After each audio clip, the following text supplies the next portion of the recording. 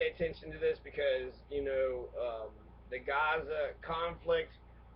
We got to start standing up and speaking about the issues that matter. And so I've taken a stand against Gaza and I've taken a stand for Palestine. The whole world's joining up together, showing that the oppressed will there will be victory. Right? Fuck the bullshit. Fuck Israel and fuck their genocide.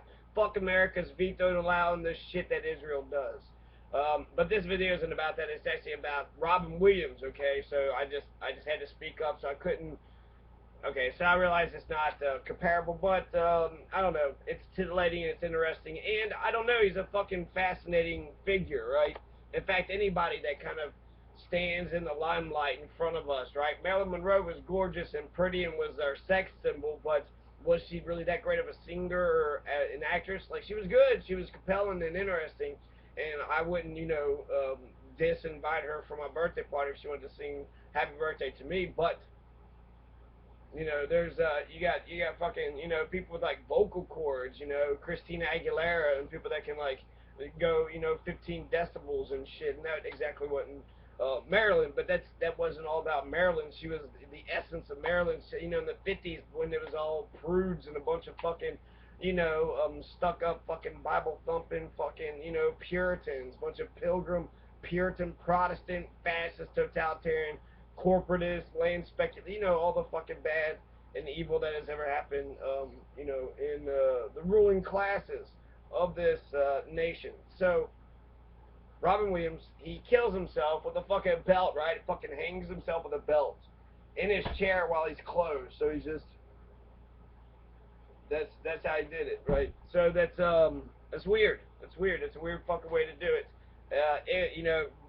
There's more questions, right? It begs more questions.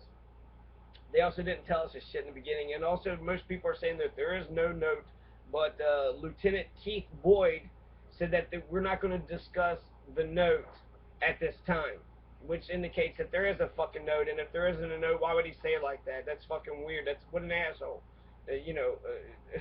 Pretending that there might be some shit that isn't even fucking there. So we're not going to talk about the note at this time because there is no note, and we were told that we shouldn't even fucking talk about it, or there is a note, and we're all looking at it, and it's like, damn, this is the reason, this is why. Man, that's another reason. You're gonna fucking kill yourself. Tell the fucking world why you did it. Tell the world why you did it. Write a fucking note. The thing with John Booth, I only knew because later on somebody said that he had wrote a note that gives some understanding of why that happened. That shit shouldn't have happened.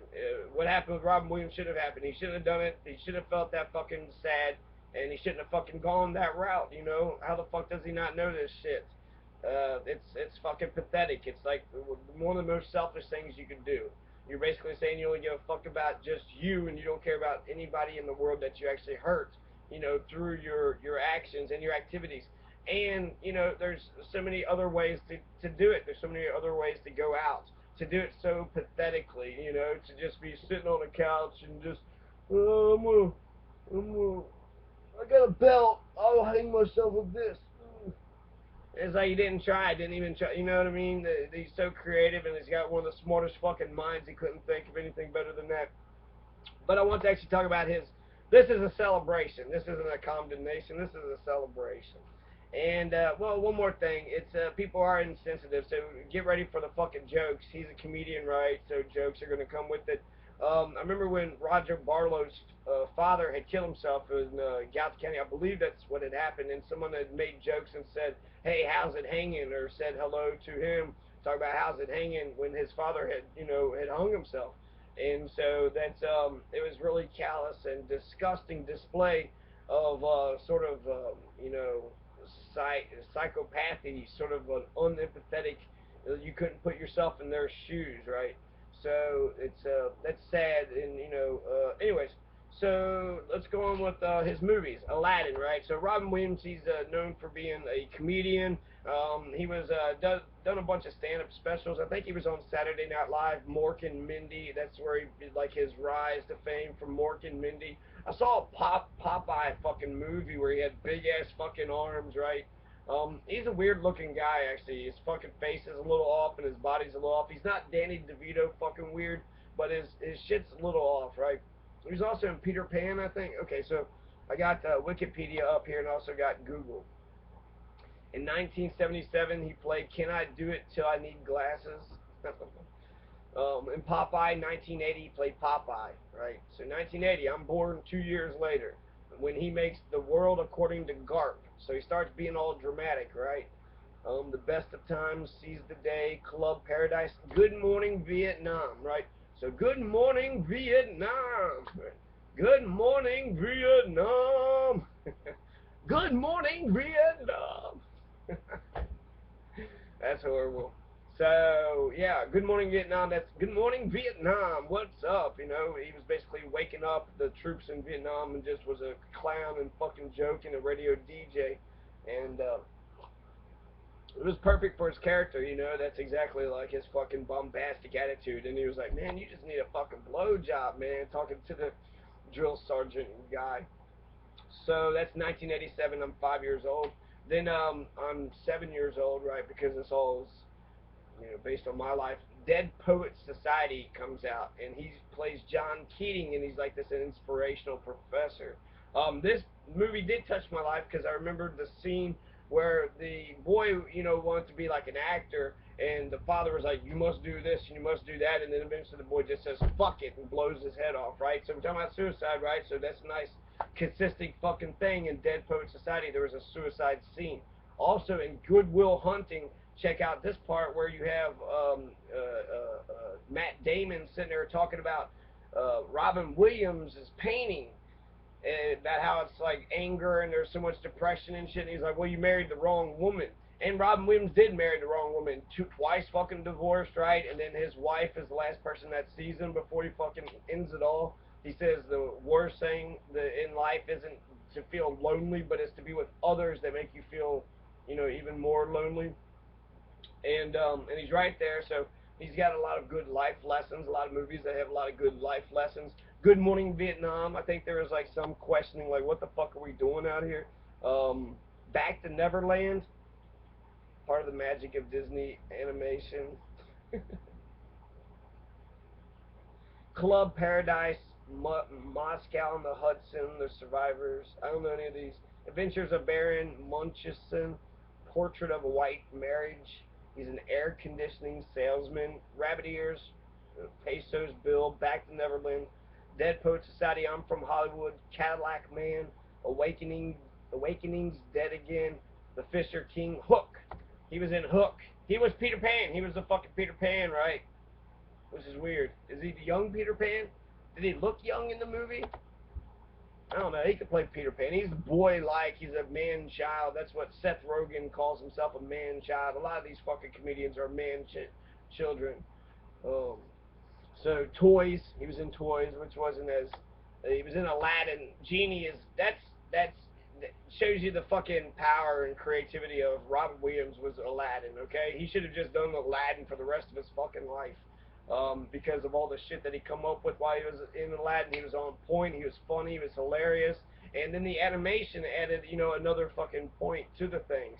So I remember, like, you know, keep your hands and feet inside of the carpet at all times, and he just like sucks his hands into where it looks like little, you know, T-Rex arms.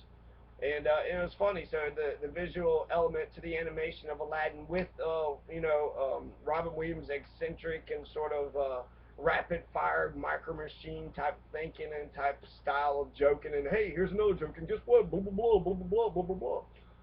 And I think he could sing and dance. He was Juilliard, so he was actually like trained to be a dramatic actor, right? I think he was voted most least likely to succeed.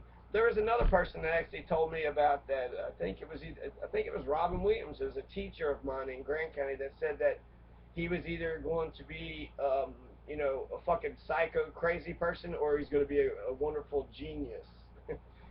And then there's the quote actually in Johnny Depp in the movie Pirates of the Caribbean. It said how it's weird how madness and genius, those two traits always coincide. So that could explain Robin Williams, and so that's also I hear that's what Russell Brand says. He basically says, okay, so that's the That's the trade-off that we get. In order to get a Robin Williams, a funny, eccentric person who just, has to deal with all this sort of isolation and alienation in order to become the comic genius that he's going to be. In order to get one of these Robin Williams, we're going to have to deal with them being sad and having a weird fucking issue to deal with them, right? So Russell Brand said he would take that trade-off. He's fine with that trade-off, and so he's kind of coming to his defense. A lot of people are. Aladdin's great. Fern Gully, the last rainforest, so that's good. The rainforest, Mrs. Doubtfire, that was all about him being about a good person and shit, wanting to be his family, getting a divorce, and still wanting to be around the family. In Search of Dr. Seuss, Being Human, Jumanji, that's all right. To Wong Fo, thanks for everything. I didn't realize he was in that. Julian Newmar, 9 months. Aladdin and the King of Thieves. So he is the genie again. He's the voice direct to video, but he should just he should have done 50 of them. He should have done 50 Aladdins. Hamlet, the secret agent, Jack, which he's like a kid. I think he plays a kid in Jack, right? The Birdcage, he plays a gay man. Good Will Hunting, he's nominated for like everything. Wins his first Academy Award for Best Supporting Actor for being like the mentor to Matt Damon. And it's also, these movies are wild because when I watch The Godfather, I don't just see, a good ass movie, but I kind of see sort of how Hollywood is. Marlon Brando is the king of Hollywood, and then he kind of gives the crown to Al Pacino. And then I see this. I've seen the Adam Sandler and the Andy Samberg movie, right? So that was kind of like that. And then I also saw Good Will Hunting, right? So it's sort of Robin Williams passing the crown on to Matt Damon. Patch Adams, so he's doing this. I'm a comedian type thing. He's the healing power of laughter, which is actually what Children's Hospital is based on, which is funny as fuck, but it's really bad. It's not. It's hilarious. It's funny because it's dealing with how else can you sort of what dreams may come. I remember watching this, but it was like a dream-like thing. I fell asleep. Bicentennial Man, Junket Horde, Jacob the Liar, Get Bruce, AI, artificial intelligence. So that's a fear that the Terminators, the machines, might turn into Terminators and then get us all. Insomnia, so he just couldn't go to sleep. He nominated a Saturn Award for Best Supporting Actor. Insomnia, I think that was with Al Pacino.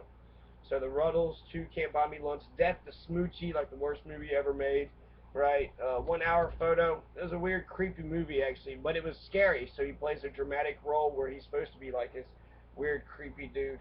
The House of D, The Final Cut, The Big White Robots, The Aristocrats, Man of the Year. I think Man of the Year is where he's the president and almost becomes president, but then he doesn't. And he's like, oh, I'm just a comedian. I'm just supposed to make people laugh. I can't be president. And he might be right. Why do we expect the fucking clowns to be the fucking president? Well, sometimes the clowns are on fucking point. They might be smarter, right? That's sort of what Jon Stewart and Colbert and any of the Young Turks, right? So Theodore Roosevelt, he's played president the night at the museum, and I thought he looked good as Theodore Roosevelt. He looked like Theodore Roosevelt, right? Happy Feet, Everyone's Hero, RV, The Night Listener, Listening to Wed, August Rush, Shrink, World's Greatest Dad, Night at the Museum, Battle of the Smithsonian, Old Dogs, Happy Feet 2, Stage Left, The Big Wedding, Face of Love, The Butler, Boulevard, The Angriest Man in Brooklyn, Merry Friggin' Christmas, Night at the Museum, Secret of the Tomb.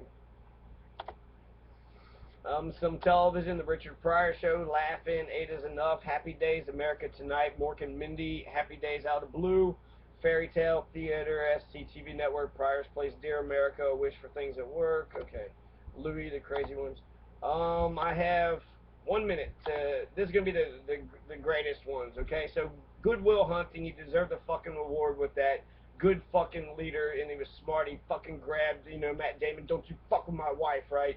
But Matt Damon knew that was a point, right? That was a sort of Achilles heel to Robin Williams. He knew that he loved his wife, and so he was going to be protective of it. So Matt Damon was going to go, straight in for him. And even though he was insulting and shitty to Robin when it come to his wife, that's when Robin fucking stood up. And so that was a really good scene. But it could be fucking real, it could be true, right? The thoughts about love and why is he so fucking sad. Good Morning Vietnam, Vietnam War, Bicentennial Man, Mrs. Doubtfire. It's a funny fucking movie. Mrs. Doubtfire is hilarious. Dead Poets Society is all about inspiration, breaking out of the confines of, this old fucking Juilliard. Basically, you might be making fun of Juilliard with that fucking movie, right? But sort of the prep schools and the old classic, fucking. Now sit down, recite this verse and recite that verse. Repetition. I'm the fucking professor, and be obedient, and that's all that matters is obedience, obedience, obedience. Popeye. I don't know. I think it'd be weird to see Popeye. Old Dogs, The Butler, Aladdin, Aladdin, Aladdin. Watch Aladdin if you want to fucking, get the essence of Robin Williams. Watch some of this coke addicted fucking stand up too. If you could stand watching some of it, like I said, he's a 25%. He's hitting about 25% of them. He's a fascinating individual. And the world's gonna miss a good talent. But what the fuck? What the fuck, Robin? You're just gonna fucking go out like that?